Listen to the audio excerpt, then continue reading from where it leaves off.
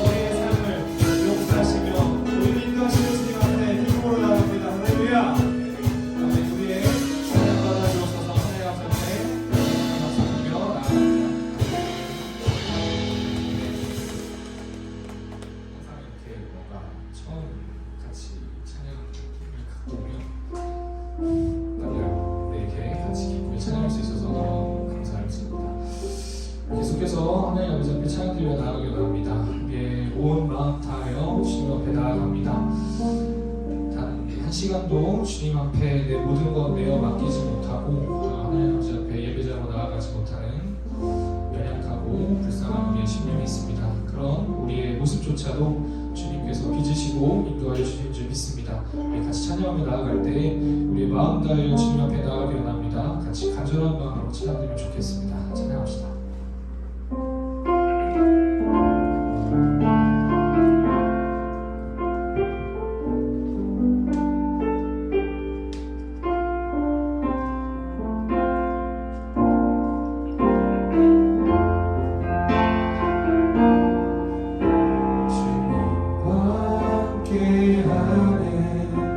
이 고요한 시간 주님의 보좌 앞에 내 마음을 쏟네.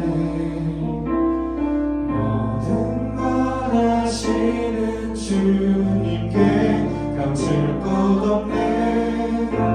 내 맘과 정성 다해 주 바라는 주님과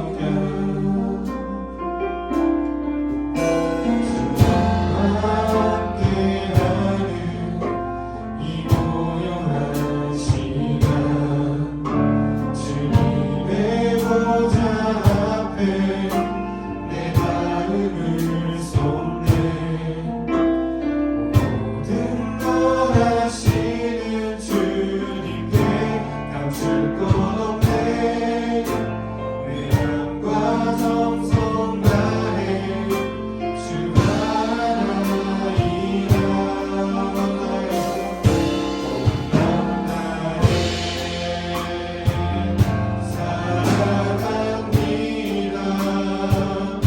온 마음 다해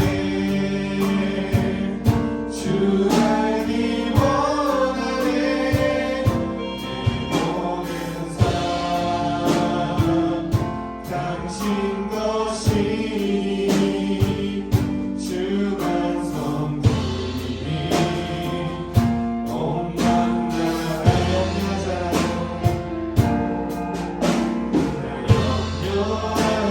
염려하사가고 내쓸 것 아시니 나 오직 주의 얼굴 구하게 하소서. 나 이해할 수 없을 때라도 감사하며 날마다 순종하며 주 따르고 조용히 하여며 살아도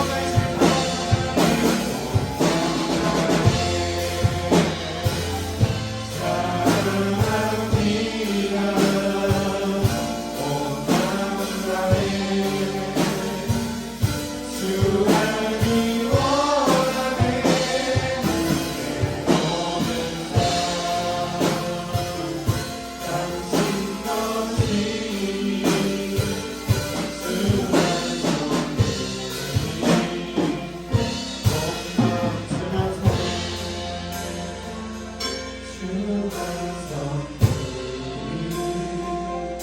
몸만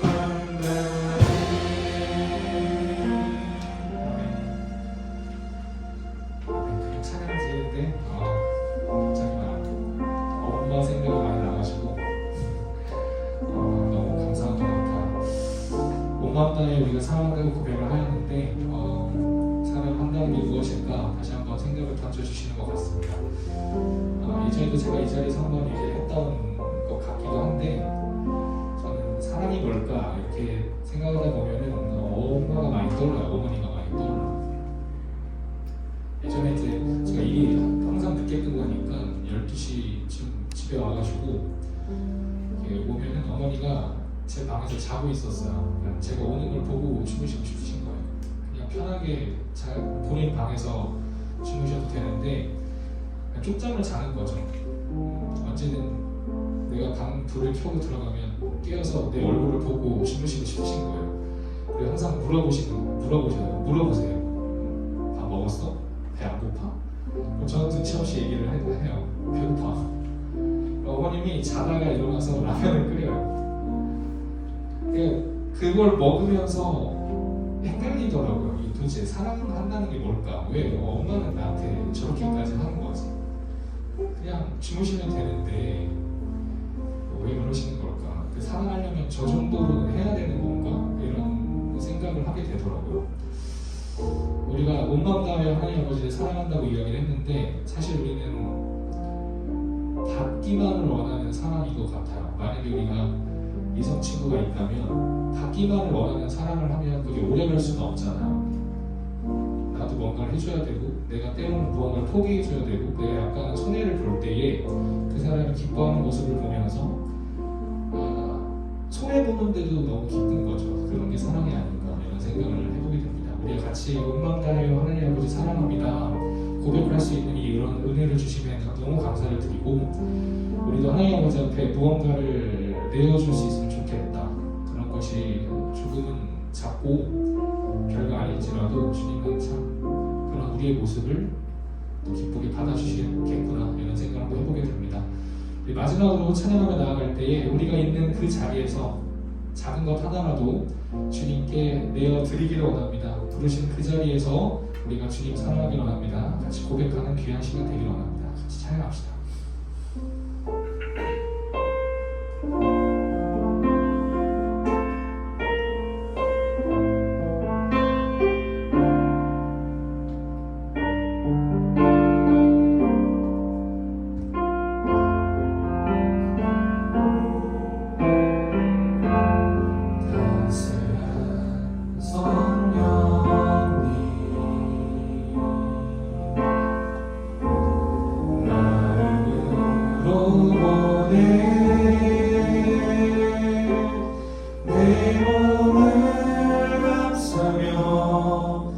주어지는 평안함 만족함을 느끼며 살니 따스한 성령님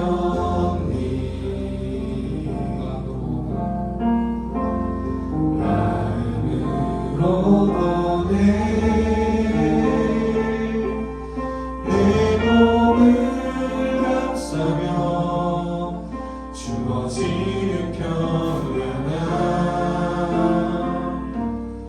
만족함을 느끼네 부르신 곳에서 나는 예배하네 어떤 상황에도 나는 예배하네 부르신 곳에서 나는 예배하네 어떤 상황에도 나는 예배하네 사랑하시니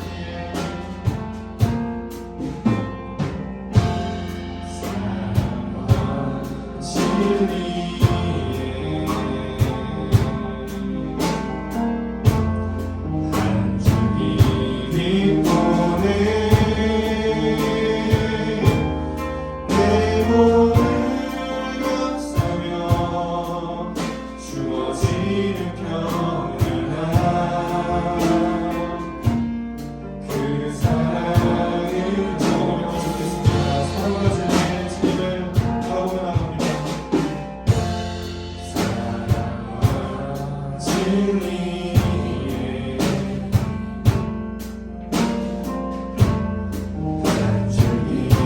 기뻐해 내 몸을 감싸며 주어지는 그 사랑을 부르신 곳에서 부르신 곳에서 나는 예배하네 어떤 상황에도 나는 예배하네 부르신 곳에서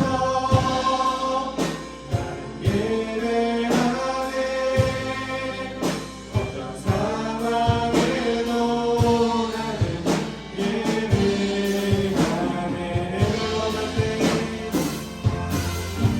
내가 걸어갈 때 길이 되고 살아갈 때 삶이 되는 그곳에서 예배하네 내가 걸어갈 때 길이 되고 살아갈 때 삶이 되는 그곳에서 예배하네 걸어갈 때 내가 걸어갈 때 길이 되고 살아갈 때 삶이 되는 그곳에서 예배하네 내가 걸어갈 때 길이 되고 살아갈 때 삶이 되는 그곳에서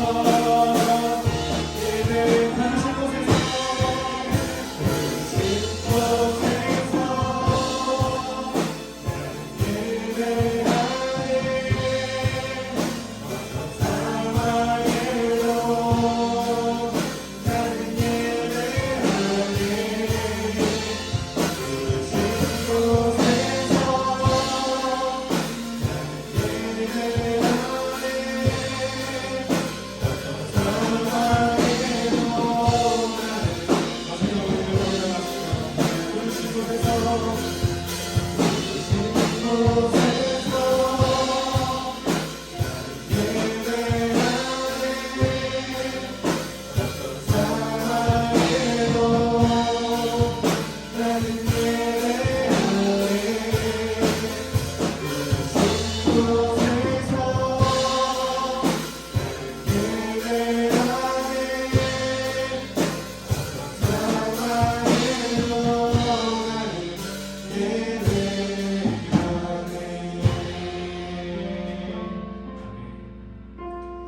같이 기도하며 나아가면 좋겠습니다. 하나님 아버지, 우리 각자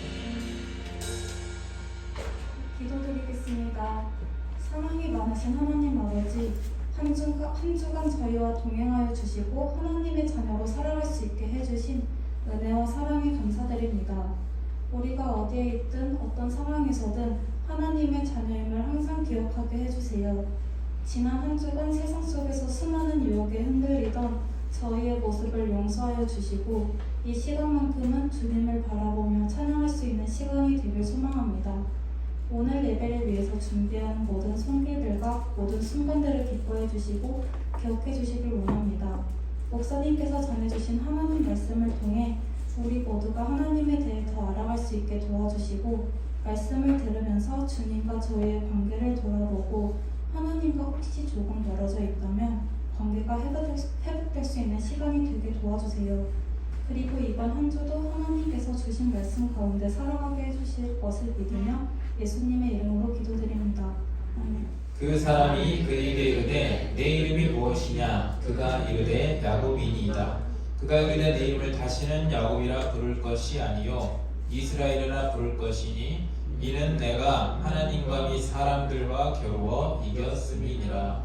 아멘. 야곱은 우리가 보면 부모가 자녀한테 이름을 지어줄 때 우리 아버지가 나한테 기대했던 것처럼 여러분도 각자마다 부모님이 기대감을 가지고 이름을 지어준단 말이에요. 그죠? 어제도 어떤 아는 청년이 결혼해가지고 자녀를 낳았는데 그 청년도 결혼 안 하려다가 내가 설득해서 결혼을 했거든. 근데 이제 그 결혼을 해가고 자녀를 낳았는데 자녀 이름을 시온이라고 줬대. 천국을 소망하면서. 이렇게 부모가 자녀한테 이름을 지을 때는 다 이 희망사항이 있어요. 소망이 있단 말이에요. 근데 야곱은 이상해. 부모가 당연히 자녀에 대한 이름을 좋게 지어야 되는데 야곱에 뜨는 거예요. 발 뒤꿈치를 잡는 자, 속이는 자. 별로 이름 뜻이 안 좋아. 누가 이 세상에서 자녀 이름을 지으면서 속이는 애, 발 뒤꿈치 잡는 애, 이런 애로 이렇게 이름을 짓겠어요. 좀 더 좋게 지어야 맞잖아요. 아니면 뭐 강한 사람, 아니면 뭐 기쁨인 사람, 뭐 이렇게 짓든지 해야 될 거 아니에요. 근데 야곱은 그렇게 이름을 지었어요.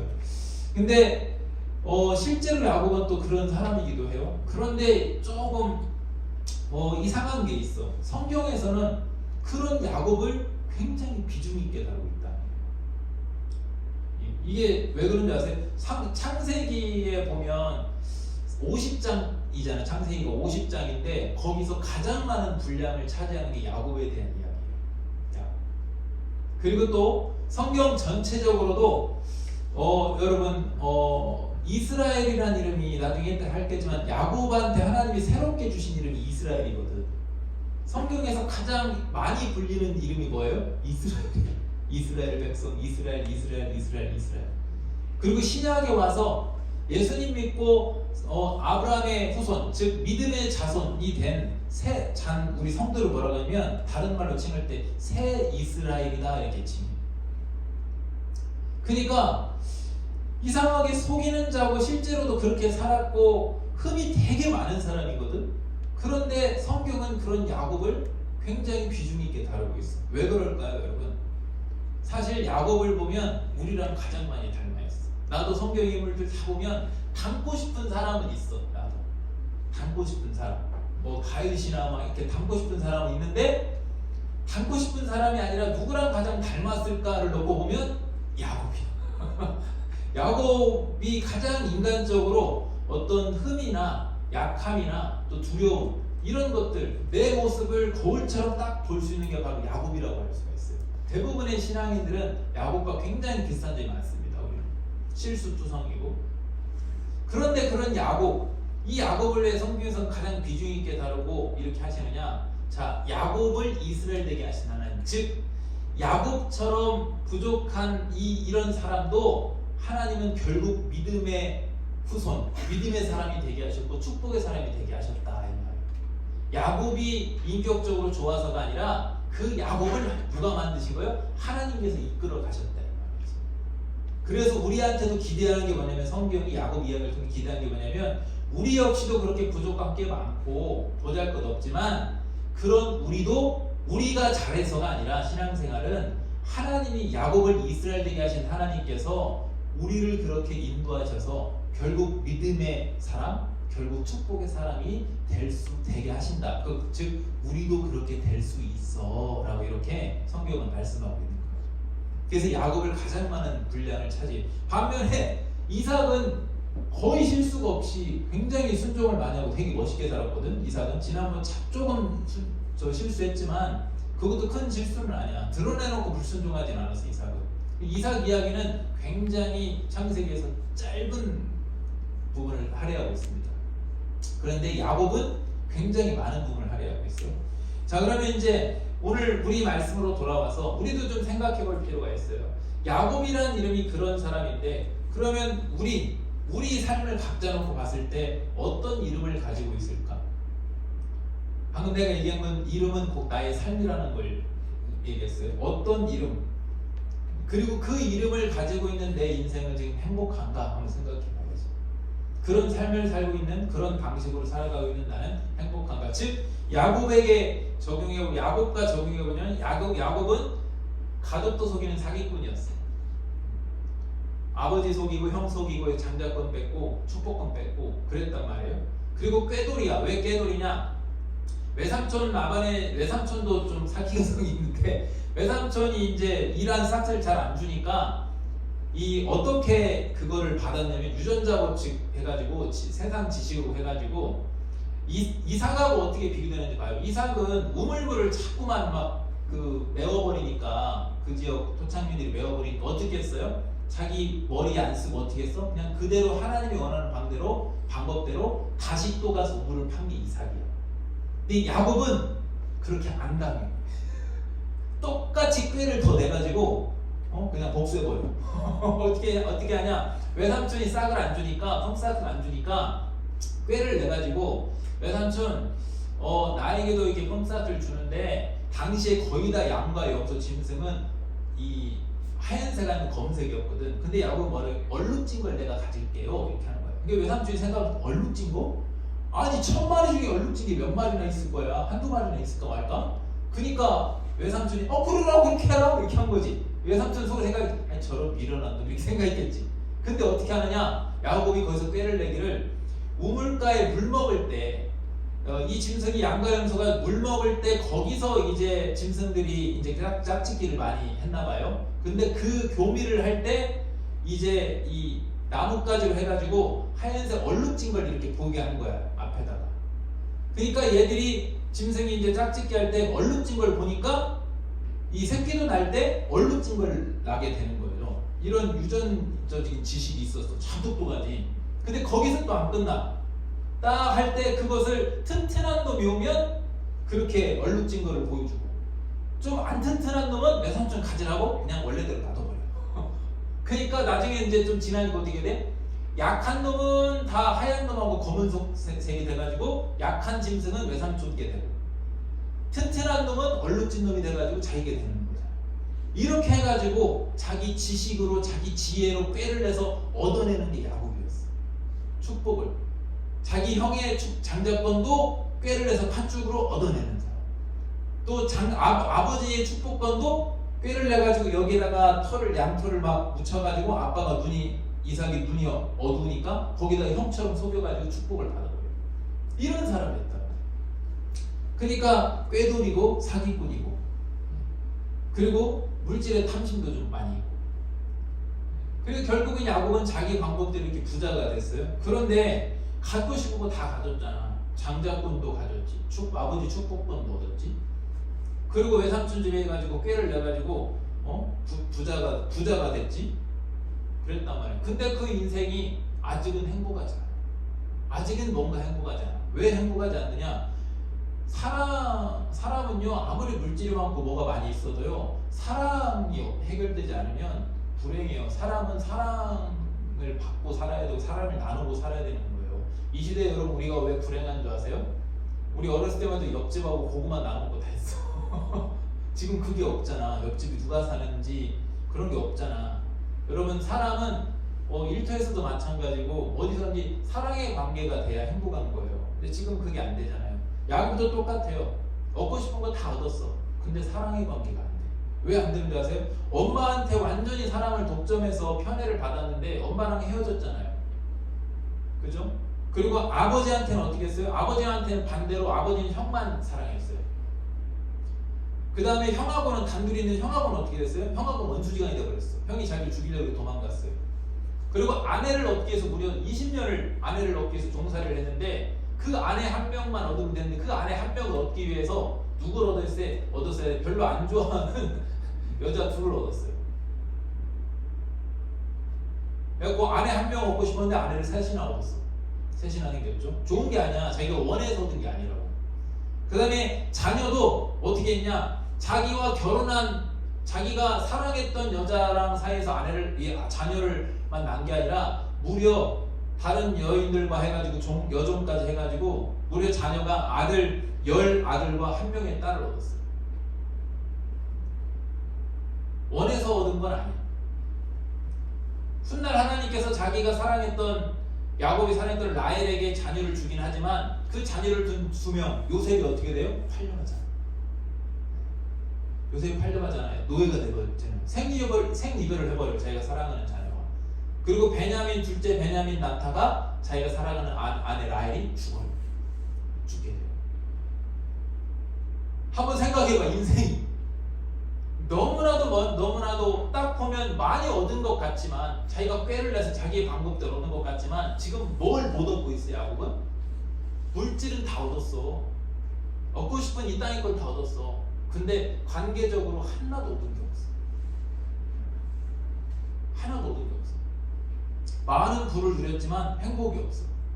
이게 야곱이라는 이름으로 살아갔던 야곱의 삶이에요. 야곱의 삶. 우리랑 닮아있어요. 그럼 왜 진정한 행복이 없을까? 사람과의 관계 왜 망가졌을까? 여러분, 우리가 사람과의 관계에는요, 우리가 사람과의 관계만 엮여있는 게 아니라 신앙에는 반드시 하나님과 관계가 우선이 돼야 돼.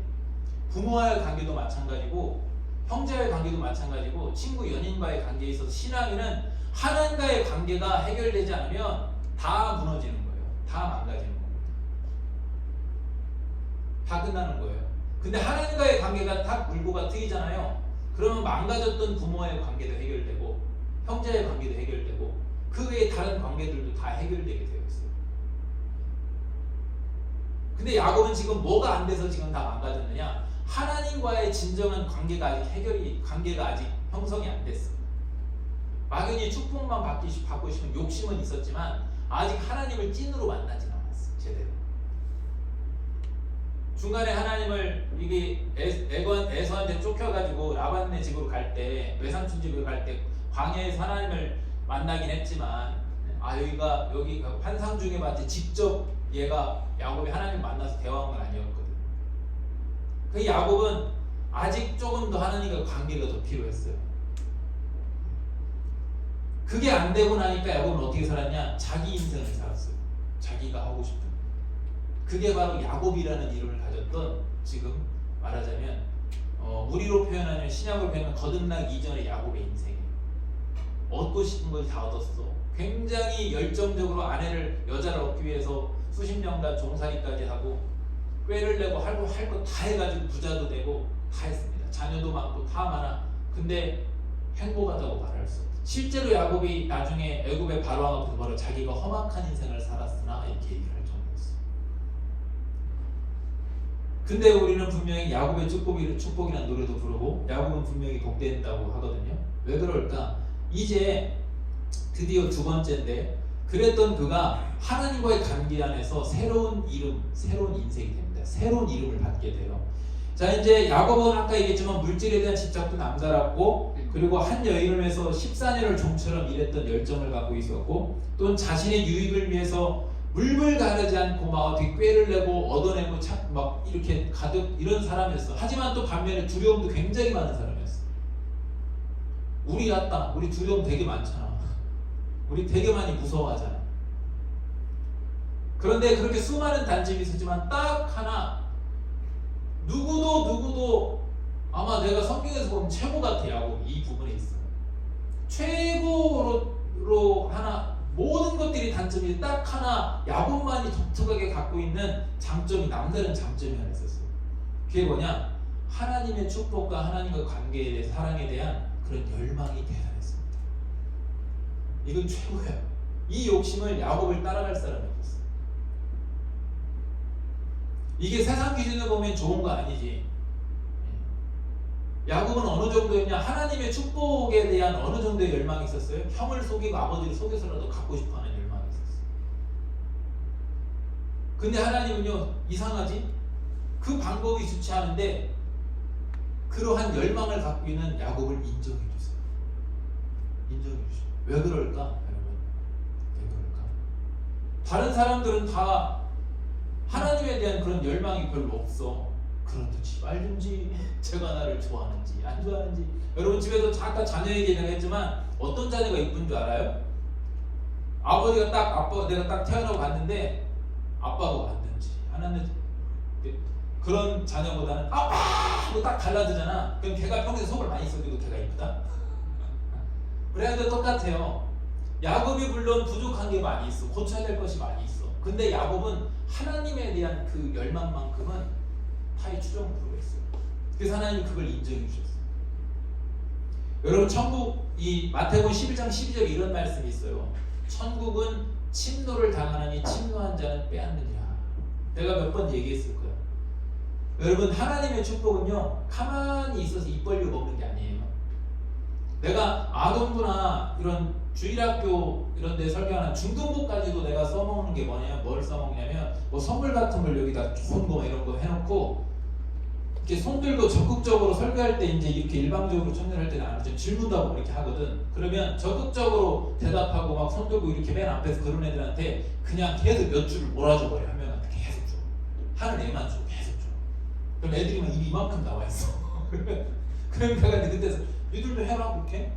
내 마음이다. 얘가 이렇게 하니까 적극적으로 하니까 나도 주는 거지. 그렇게 해놓고 내가 알려준 게 얘들아 하나님의 축복도 이렇게 받는 거야. 내가 얘기해줘.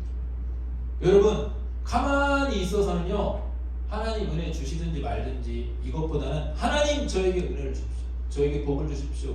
하나님 저를 사랑해 주십시오. 내가 주님을 사랑합니다 라고 적극적으로 표현하고 적극적으로 원하는 자에게 하나님은 그렇게 주는 거예요. 천국은 바로 그런 곳이에요.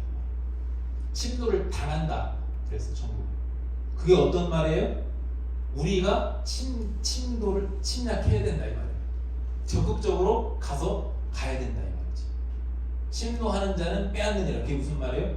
빼앗을 수 있다. 저렇게까지 좀 적극적인 표현을 쓴 거예요. 말하자면 가져가라는 말이에요. 가져가라. 그래서 적극성을 가져가는 거죠.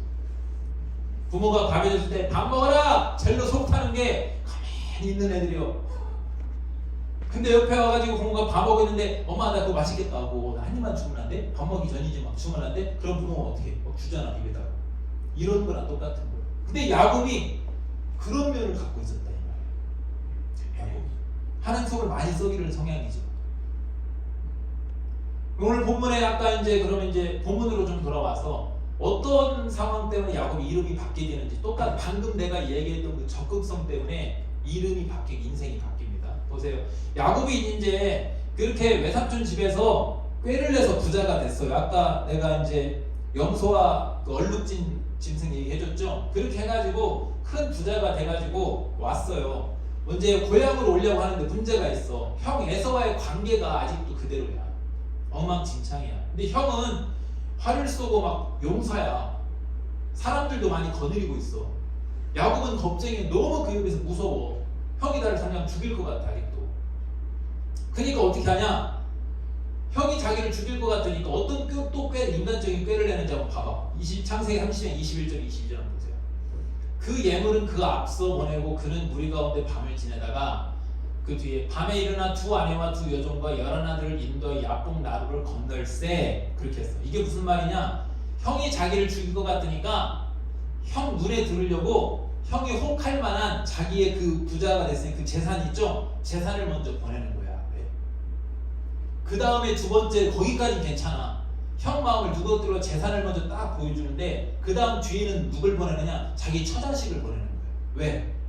아무리 형이 나에 대한 마음이 안 좋아도 그래도 조카를 보면 내 처자식은 설마 안 죽이겠지 이런 마음으로 앞에 딱 보내고 시험하는 거예요. 그래놓고 자기는 그 강 안 건너고 혼자 무서워가지고 이러고 있는 거야.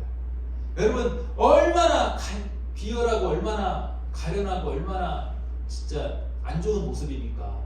그쵸?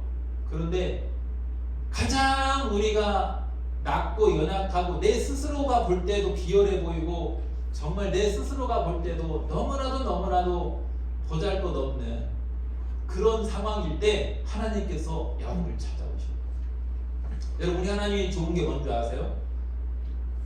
내가 저번에 얘기했잖아. 내가 가장 약하고 초라할 때 세상적인 성공만 말하는 거 아니야. 인격적으로 심지어 나는 왜 이 모양이지? 나는 이거밖에 안 되지? 그런 바닥을 치고 있을 때 그럴 때 우리 하나님은 나에게 오셔서 내가 너를 사랑한다. 너는 내 것이 말씀해 주시고. 야곱도 똑같아. 가장 비열하고 가장 처참해 있을 때 자기 처자식까지도 자기 목숨을 대신해서 앞에다가 먼저 앞장서서 여러분 그렇게 시험할 때 그랬을 때 홀로 있을 때 야곱에게 찾아오셔. 그리고 하나님이 어떻게 하시느냐? 24절 25절 봐보세요. 야곱은 홀로 남았더니 어떤 사람이 날이 새도록 야곱과 씨름하다가 처음에 이게 하나님인지 몰랐어. 야곱이 날 새도록 씨름을 하는데 얼마나 야곱이 왜 날 새도록 씨름했는지 봐보세요. 야곱 씨름하다 보니까 이상해. 뭔가가 이게 예사 사람이 아닌 것 같아. 그래서 야곱이 얼마나 내가 여기를 지면 안 되겠다. 야곱은 지기도 싫어해. 지기 싫어해. 끝까지 막 고집을 피고 앉으려고 하니까 안 되겠어 가지고 하나님이 여기 허벅지 관절을 딱 치매. 야곱의 허벅지 관절이 그 사람과 씨름할 때 어긋났다 했어요. 여기가 허벅지 관절이 어긋났으면 지금으로 말하면 학자들이 많이 이제 이게 어디다 뼈가 정확히 어디다 막 여기가 부러진 거다 아니면 고관절 뼈가 나간 거는데 어쨌든 간에 여기가 나가면 끝난 거야. 그잖아. 씨름하다가 여기가 나가면 다 주저앉는 여기 내가 알기로 여기 뼈 빠진 사람들은 엉엉 온다고 하더라고. 너무 아파가지고 그랬는데 그 정도가 됐는데 야곱은 그래도 어떻게 해요? 안 넘어지고 그 다음 구절 봐봐. 26절에 그가 이르되 날이 세려하니 나로 가게 하나. 그렇게 했는데도 야곱이 붙들고 있으니까 나 이제 그만 가자 하니까 야곱이 이르되 당신이 내게 축복하지 않으면 가게 하지 아니하겠나이다. 야곱은요 이때 아마 성경의 뒷구절 보면 나오는데 좀 야곱이 뭔가가 느꼈던 것 같아. 이 씨름하는 이 사람은 분명히 사람은 아니다. 본능적으로 분명히 이게 뭔가가 있는데 내가 복을 받아야겠다 해가지고 그 복에 대한 집착이 어느 정도나 강한지. 여러분 이렇게까지 하나님의 축복을 받으려고 애를 써본 적 있어요? 이렇게까지 간절하게? 없을걸? 성경 전체를 따져봐 야곱밖에 없어. 이렇게 하나님의 축복에 대한 간절함이. 여러분 복 받기를 원하죠? 복 받기 원하십니까? 복 되기를 원하시죠? 근데 이 정도까지 욕심은 안 되잖아.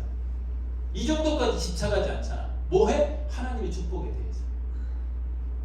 이렇게 나를 축복하지 않으면 가게 하지 않겠나이다 하니까 이때 하나님이 이때 드디어 인정하셔. 야, 네가 참 방법은 잘못했지만 네가 이 정도까지 복 받기를 원하는구나 해가지고 하나님이 이제 물어봐. 27절에 오늘 본문이지. 그 사람이 이르되 네 이름이 뭐냐? 이게 아까 내가 먼저 답을 주고 설명했죠. 이게 이제 여기서 이제 이해가 될 거야. 너 도대체 인간이 너 도대체 뭐니? 너 정체가 뭐니? 그런 거야. 너 정체가 뭐니? 네 인생은 도대체 뭐니? 네 이름이 뭐니? 너 어떤 놈니? 이런 거야. 그러니까 야곱이 거기다 야곱입니다. 속이는 자예요. 뒤꿈치 잡는 자입니다.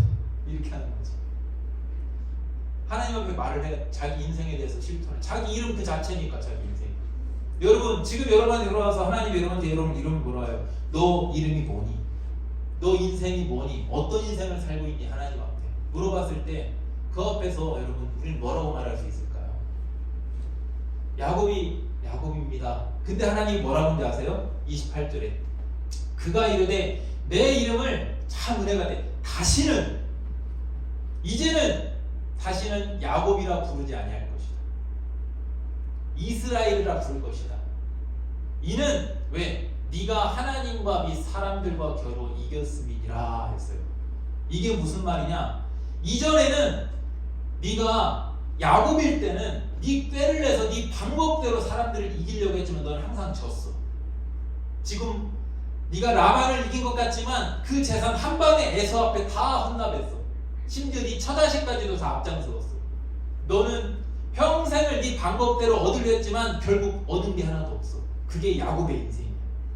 하지만 이제는 하나님과 함께 사람들 겨우 이긴 자, 즉 이스라엘, 너는 하나님에 의해서 하나님과의 관계 안에서 하나님의 사람으로 이긴 자가 될 거야. 하나님의 방법으로. 그래서 너는 다시는 이제 야곱처럼 살게 하지 않을 거야. 너는 이제 하나님의 백성, 즉 이스라엘로 만들 거야. 하나님께서 이렇게 복을 주시는 거예요. 여러분 최고의 축복이에요 이게.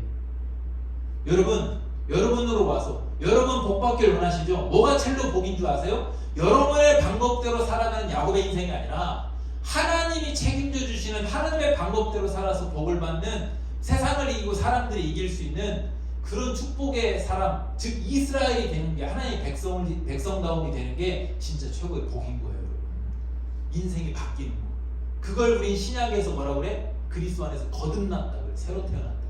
야곱은 저때 새로 태어난 거야. 하나님 만나고 인생이 바뀌게 됐지. 그래서 이제 세 번째로 하나님과 사랑의 관계에서 모든 문제가 해결받는 인생이 됩니다. 봐보세요. 이제 30절을 딱 보면, 그러므로 30절 띄워줘봐요.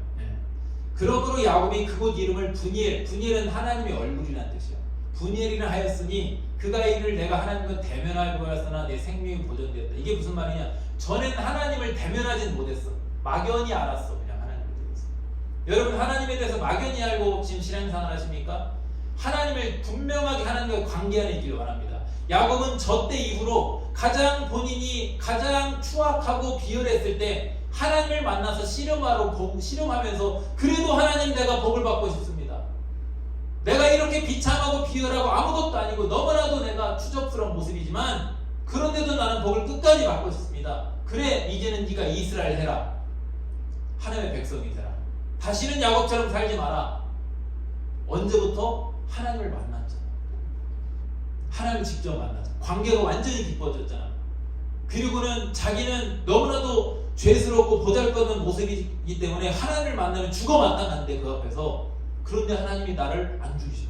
하나님을 만났는데 은혜와 구원을 베풀어 주셨어. 그리고 나에게 복을 주시겠대. 나에게 이름을 주셨어. 야곱이 어떻게 되어서 자신감이 확 생긴 거야. 아, 이제 나는 진짜 복된 사람이구나. 난 이제 하나님의 사람이구나. 이제는 내 방법대로 내가 꾀를 내서 살지 않아도 되겠구나. 이제 나는 하나님의 방법대로 살리라. 인생의 전환점 오는 시간이 바로 저 순간이에요. 그래서 야곱이 이제 이 33장 10절에 뭐라고 이렇게 얘기해요. 이제 에서를 만났을 때 이 사건 뒤로 잠깐만 이 사건 뒤로 이제 이 야곱이 하나님을 만나고 분이엘의 하나님 내가 하나님 대면했는데 내가 안 죽었어. 내가 이제 이스라엘 됐어. 이렇게 하고 나서 에서한테 이제 갑니다. 하나님 만나고 나서 전에 두려워했던 에서의 관계가 어떻게 풀리는지 보세요. 야곱이 이르되 그렇지 아니하니이다. 이게 무슨 말이냐면 야곱이 형 에서를 딱 만났는데 형 에서가 야곱을 죽이려고 하는 것이 아니라 야곱아 갑자기 야곱을 반대해. 그래놓고 이제 고향으로 같이 가자 하는데 형이 얘를 보여주려고 야 근데 너 가만 보니까 너 약해서 내가 너 좀 보여줘야 될 것 같아. 내가 너 보여줄게 하니까 야곱이 뭐라고 하는지 아세요? 야곱이 이르되 그렇지 아니하이다. 내가 형님의 눈앞에 은혜를 입었사오면 청하건대 내 손에서 이 예물을 받으소서. 형이 예물을 안 받으려고 하니까 그 다음에 내가 형님의 얼굴을 배운 즉 하나님의 얼굴을 배운 것 같사오며 형님도 나를 기뻐하시리라. 자 여러분 누군가가 뭔가가 두려운 문제가 있습니까? 사람과의 관계뿐 아니라 어떤 문제에 대해서. 근데 야곱 보세요. 야곱의 인생에서 가장 두렵고 해결되지 않았던 게 뭐냐면 에서와의 문제였어. 근데 하나님 딱 만나고 나니까 형 얼굴에서 누굴 본다고? 하나님을 본대잖아. 문제가 아닌 게 되고 내가 아까 그래서 얘기했잖아. 하나님과 관계 해결되면 다른 것들이 다 관계들이 해결된다. 그러고 나서 그 다음 구절 보면 이제 형이 내가 아까 얘기했던 대로 에서가 이르되 우리가 떠나자. 내가 너 동행하리라. 이게 무슨 말이냐면 아까 얘기했던 대로 내가 너 보호해줄게. 가자. 너 혼자 놓고 갈 수 없어. 여기 지금 누가 너 공격하면 어떡해 하니까 야곱이 어떻게 하는 거 봐요. 옛날 야곱 같으면 그래 형 나 좀 보호해주세요 이렇게 하는데 그 다음 구절 봐보세요. 15절 에서가 이르되 내가 내 종 몇 사람을 내게 머물게 하리라. 야곱이 이르되 어찌하여 그리하니까 나로 내 주께 은혜를 얻게 하소서. 이게 무슨 말이에요? 저는 하나님이 있습니다.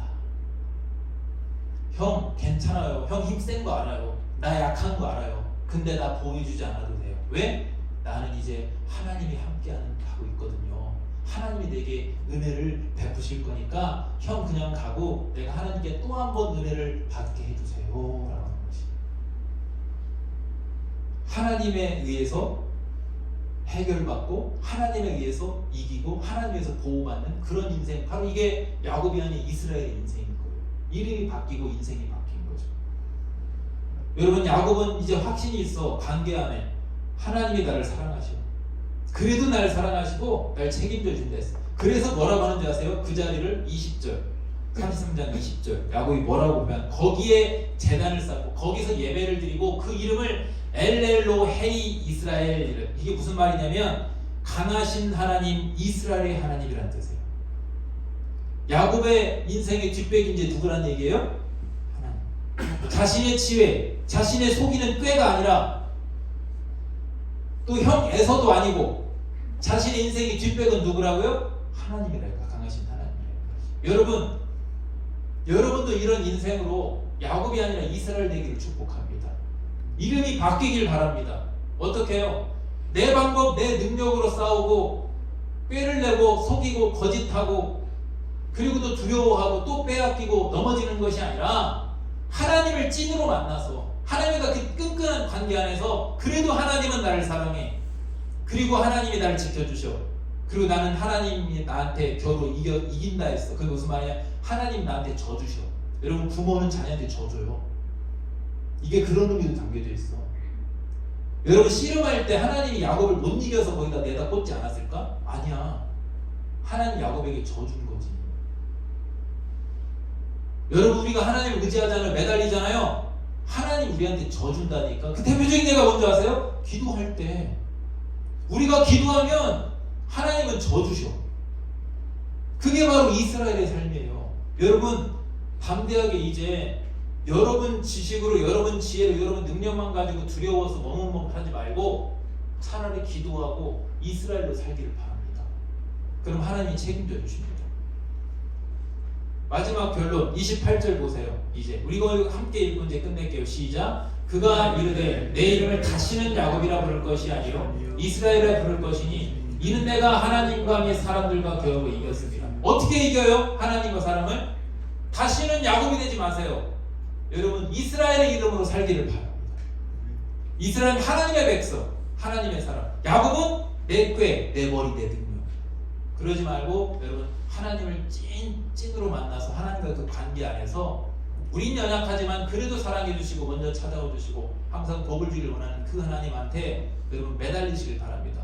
야곱에 우리가 10분의 1만 매달려도 하나님 아마 인생이 달라질걸? 여러분 하나님께 매달리세요. 금요 기도회 때 나와서 기도하고 새벽까지 나오고 안 할게. 내 얘기하면 나 때 얘기하는 거니까. 새벽도 막 나와서 기도하고 참 좋겠어. 그리고 금요일도 막 나오고 수요일도 나오고 주일 오후도 막 늦게라도 가서 막 기도하고 자꾸 이렇게 매달려 보십시오. 그러면 하나님께서 외면하시는지. 왜 매달리지 않고 왜 먼저 머뭇머뭇 두려워하십니까? 여러분 함께 매달려서 이스라엘 될 수 있기를 주님을 축복합니다. 기도하겠습니다.